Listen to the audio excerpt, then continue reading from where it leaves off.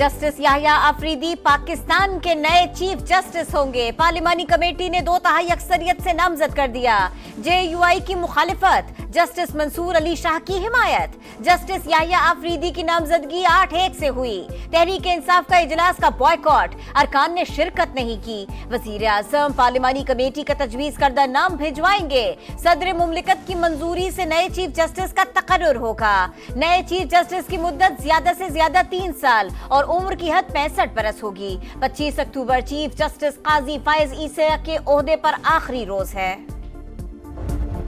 Supreme court में जो grouping थी या जो एक सियासी रोल जो सुप्रीम कोर्ट का नज़र आता रहा है वक्तन फ़वक्तन में चंद साल जो गुजरे हैं उसमें याहिया अफरीदी साहब जो है एक खामोश जज की हैसियत से जो है अपना किरदार अदा करते रहे हैं और उस पर कथित तौर पर कोई उंगली नहीं उठा सकता। अदलिया में गिरोहबंदी के दौरान जस्टिस याहिया अफरीदी न्यूट्रल रहे। सुप्रीम कोर्ट के सियासी किरदार के दौरान खामोशी से अपना किरदार अदा करते रहे। वज़ीर दिफा ख्वाजा आसिफ की समा से गुफ्तगू, कहा जस्टिस याहिया अफरीदी पर कोई उंगली नहीं उठा सकता।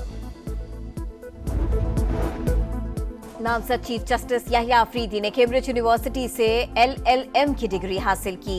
30 दिसंबर 2016 को पेशावर हाई कोर्ट के चीफ जस्टिस के ओहदे का हलफ उठाया। 28 जून 2018 को सुप्रीम कोर्ट के जज बने। भुट्टो रेफरेंस की समाअत करने वाले लार्जर बेंच का हिस्सा रहे। मखसूस नशिस्तों के केस में इख्तिलाफी नोट भी लिखा। पार्टी हिदायत की खिलाफ वर्जी का इल्जाम, तहरीक इंसाफ ने जैन कुरैशी, रियाज फतेहाना, असलम घुम्मन, मिकदाद अली खान को शोकाज नोटिस जारी कर दिया। 7 रोज में जवाब तलब, जवाब तसल्ली बख्श न हुआ तो पार्टी रुकनियत से फारिग कर दिया जाएगा। नोटिस का मतलब जस्टिस मंसूर और जस्टिस मुनीब नजरसानी दरखास्तें समाअत के लिए मुकर्रर न होने के जिम्मेदार। मखसूस नशिस्तों के केस में अपीलों का फैसला हतमी नहीं, उस पर अमल दरामद बाइंडिंग नहीं। फैसले पर अमल दरामद न होने पर तौहीन अदालत की कार्रवाई भी नहीं हो सकती। चीफ जस्टिस काजी फायज ईसा का इख्तिलाफी नोट जारी, लिखा 8 जजेस का 12 जुलाई का मुख्तसर और 23 सितंबर का तफसीली फैसला गलतियों से भरपूर है। 14 सितंबर और 18 अक्टूबर की वजाहतों में भी आईनी गलतियां हैं। 8 जजेस ने अपनी अलग वर्चुअल अदालत कायम की। अक्सरियती जजेस ने फैसले की वजाहत के लिए रुजू करने का कहा। यह हुक्म पाकिस्तान में राइज अदालती तरीक़ाकार से मुताबिकत नहीं रखता। माजी में ऐसी गुंजाइश देने की कोई नजीर नहीं मिलती। तवक्को है अक्सरियती जजेस अपनी गलतियों पर गौर करके दुरुस्त करेंगे।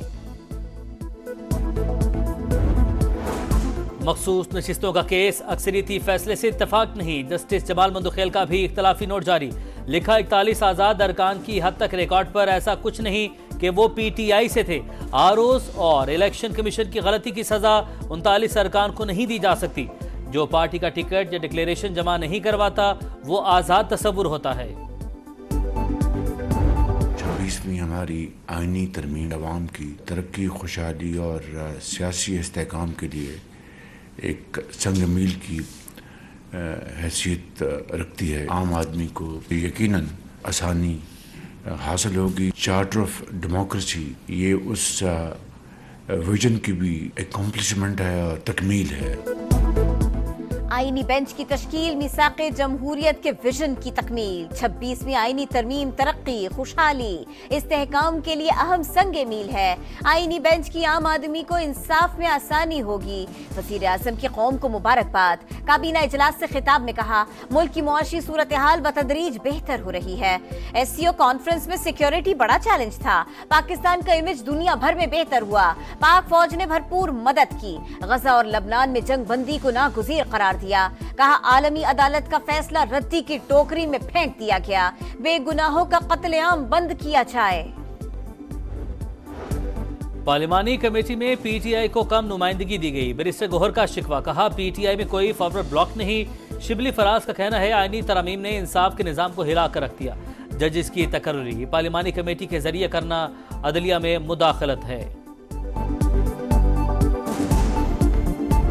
आईनी तरमीम को नहीं मानते, पूरे मुल्क में एहतजाज होगा, हुकूमत का तख्ता उलटने तक तहरीक जारी रहेगी। वजीर आला अली अमीन गंडापुर की ललकार, कहा जब फाइनल कॉल दूंगा तो फिर आर या पार होगा। ये अपने लोग लगाकर मर्जी के फैसले कराना चाहते हैं। बुज़दिल लोगों की पार्टी में कोई जगह नहीं, गद्दारी करने वालों को फारिग किया जाएगा। पंजाब हुकूमत पर भी तनकीद, कहा इनसे गवर्नेंस ठीक होती नहीं, कुछ भी हो इल्जाम पीटीआई पर लगा दिया जाता है। थरो इंक्वायरी होनी चाहिए आपके सार्जेंट एट आर्म्स की। सफेद कपड़ों में लोग मौजूद थे, वो मुख्तलिफ गेट से आए। उन लोगों की आप एक एक करके आइडेंटिफिकेशन कीजिएगा और जनाब स्पीकर वो इन्वेस्टिगेशन थरो होनी चाहिए। आईनी तरमीम के मौके पर हमारे लापता अरकान को लाया गया। असम्बली सिक्योरिटी की वर्दी पहने लोग लेकर आए, तहकीकात की जाए कि वो कौन लोग थे। कौमी असम्बली में अपोजिशन लीडर उमर अयूब का मुतालबा, कहा पहले भी ऐवान से निकाब पोशों ने अरकान पार्लियामेंट को गिरफ्तार किया। पीटीआई इंतशार का शिकार, इख्तिलाफात खुलकर सामने आ गए। आईनी तरमीम के लिए इनके लोग अपनी मर्जी से शामिल हुए। पीटीआई ने एक एक शिक पर सौदेबाजी की। विफाकी वजीर इत्तलात अता तारड़ का दावा, कहा इत्तेफाक नहीं था तो फजलुर रहमान के पास बार बार क्यों गए। पीटीआई ने एतराज भी किया और पार्लिमानी कमेटी में नाम भी दिए। 26वीं आईनी तरमीम सुप्रीम कोर्ट में चैलेंज। तरमीम आइन के बुनियादी ढांचे और इख्तियारात की तकसीम के खिलाफ चीफ जस्टिस की तैनाती हुकूमत के पास चली गई।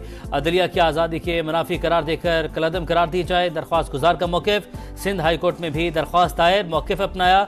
जुडिशल कमीशन पर एग्जेक्टिव का कंट्रोल बढ़ गया।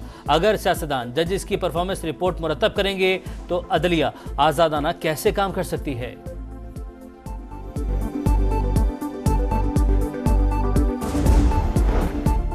कासिम रूंझो की अख्तर मेंगल के साथ प्रेस कॉन्फ्रेंस की बातों की तरदीद। मुस्ताफी सेनेटर ने कहा पार्टी सरबराह उनके कारकुनों ने जबरदस्ती न्यूज कॉन्फ्रेंस करवाई, सारी बातें मुझे लिख कर दी गई, जो कुछ कहा मुझसे जबरदस्ती कहलवाया गया। पानी पीटीआई के खिलाफ तौहीन इलेक्शन कमीशन का केस, जेल में इंटरनेट सर्विस पर पीटीए से रिपोर्ट तलब। वकला की बानी से मुलाकात का हुक्म देने की इस्तदा मुस्तरद। पीटीआई इंटर पार्टी इलेक्शन के खिलाफ 5 नई दरख्वास्तें दायर। इलेक्शन कमीशन ने तहरीक इंसाफ से 14 नवंबर तक जवाब तलब कर लिया।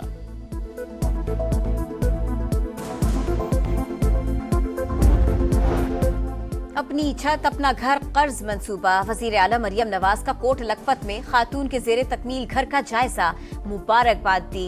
दूसरी किस्त का चेक पेश किया, कहा अपना घर हर शहरी का हक है, किसी पर एहसान नहीं कर रहे। घर बनता देखकर जो खुशी हुई लफ्जों में बयान नहीं कर सकती।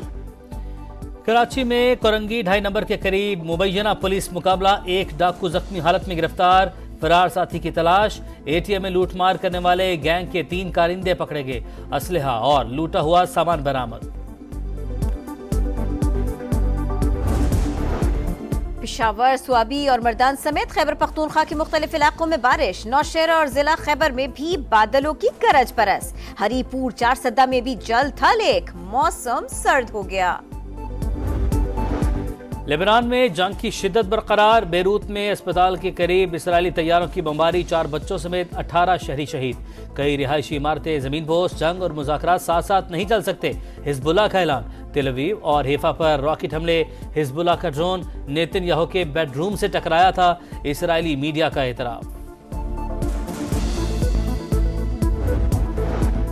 गजा में फलस्तीनियों की नस्ल कुशी जारी। जबालिया, खान यूनुस और गजा सिटी में बमबारी। 2 दिन में 115 फलस्तीनी शहीद। इंतहा पसंद यहूदियों का फलस्तीनी सरजमीन पर कब्जे का ख्वाब। गजा की सरहद पर कैंप लग गए। गजा की बंदर बांट का नक्शा तैयार। एंटनी ब्लिंकन की इसराइली वजीर आजम से मुलाकात। गजा में जंगबंदी मुज़ाकरात दोबारा शुरू करने पर जोर। जीत की चाल, स्पिन का जाल। पिंडी स्टेडियम में भी मुल्तान जैसा हाल। स्पिनर्स के लिए विकेट की तैयारी। पाकिस्तान और इंग्लैंड की टीमों की फैसला कुन टेस्ट के लिए भरपूर प्रैक्टिस। पाकिस्तान में एक तब्दीली मुतवक्के, मीर हमजा इंजरी का शिकार, मोहम्मद अली की शमूलियत मुतवक्के। इंग्लैंड का भी स्पिन अटैक तैयार, जैक लीच और शोएब बशीर के साथ रेहान अहमद शामिल।